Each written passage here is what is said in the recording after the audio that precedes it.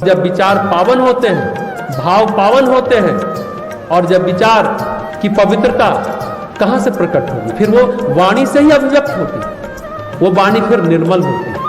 अति निर्मल वाणी स्तुति ठानी, और अहल्या उनकी स्तुति करने लगती है क्योंकि उसका मन तो निर्मल हो चुका है तब करते करते। इतने सांस से पासान बैठ के धैर्यपूर्वक भगवान राम का इंतजार कर रहे, स्तुति करती है। सुबह मनीषा बोलती है ना, गायत्री माता की आवाहन के बाद जब सुबह हम लोग पूजन करते हैं, ओम स्तुता मया वरदा वेद माता प्रचोदयन्ताम बोलती है। स्तुति ठानी, अहल्या भी स्तुति कर रही है भगवान राम की। ध्यान से सुनेंगे, स्तुति मतलब प्रशंसा नहीं है, चापलूसी नहीं है। स्तुति का अर्थ होता है कृतज्ञता।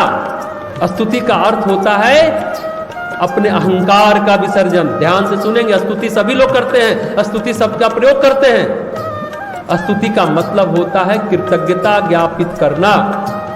स्तुति का मतलब होता है अहंकार का विसर्जन करना। जब तक अहंकार का विसर्जन नहीं होगा, आप कृतज्ञ होंगे नहीं। आपका लोग बहुत काम कर देगा, लेकिन आप कृतज्ञता महसूस नहीं करेंगे, क्योंकि अहंकार अवरोध बन के खड़ा रहता है। अहंकार का विसर्जन होगा, अपने आप कृतज्ञ हो जाएंगे, आप अपने आप धन्यवाद व्यक्त करने लगेंगे। बहुत अच्छा प्रसंग हम आपको सुनाना चाहते हैं, शायद आपको अच्छा लगेगा।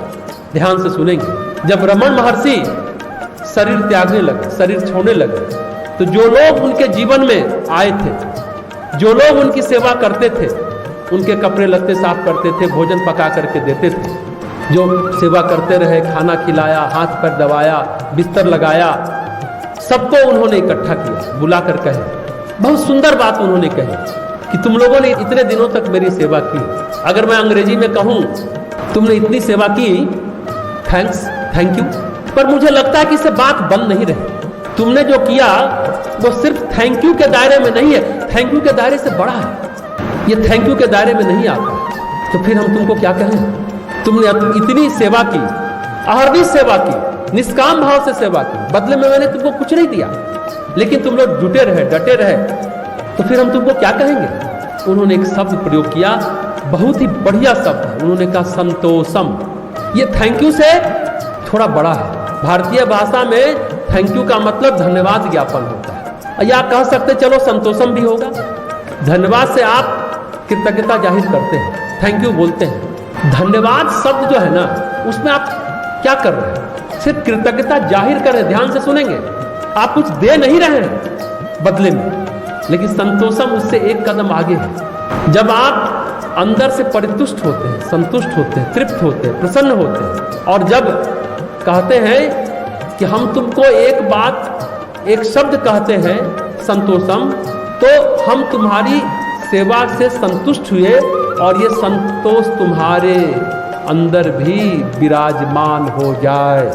जब हम संतोषम कहते हैं, धन्यवाद कहते हैं, तो कृतज्ञता व्यक्त करें, कुछ दे नहीं पा रहे हैं, लेकिन जब संतोषम कहते हैं, तो जिस तरह से हमारी आत्मा तुष्ट हुई, परितुष्ट हुई, तृप्त हुई, संतृप्त हुई, संतोषम हम जब कहते हैं, तो जो मेरे अंदर घटित हुआ वो तुम्हारे अंदर भी घटित हो जाए। संतोषम में मतलब आप कुछ दे रहे हैं। ये बड़ी अद्भुत बात, समझने की बात। संतोषम धन्यवाद से थोड़ा बड़ा है। गोस्वामी जी कहते हैं, निर्मल वाणी स्तुति ठानी, ज्ञान गम्य जय रघुराई। जो भगवान है ना, यथार्थ उनका ये है, वे रघुकुल के राजकुमार हैं, पर सत्य क्या है?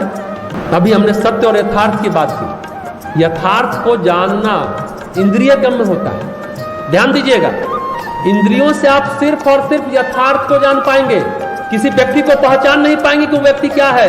इंद्रियों से आप पूरी तरह सत्य को नहीं प्राप्त कर सकते, क्योंकि यथार्थ को ही जान पाइएगा इंद्रियों से। यानी यथार्थ क्या है? इंद्रिय गम्य, और सत्य जो है ना ज्ञान गम्य होता है। इंद्रिय गम्य और ज्ञान गम्य। गोस्वामी जी कहते हैं, निर्मल वाणी स्तुति ठानी, ज्ञान गम जय रघुराई। यथार्थता का बोध आप इंद्रियों से कर सकते हैं, लेकिन सत्य का बोध इंद्रियों से नहीं हो सकता। सत्य का बोध इंद्रियों से आप नहीं कर सकते। हमने कहा ज्ञान गम जय रघुराई।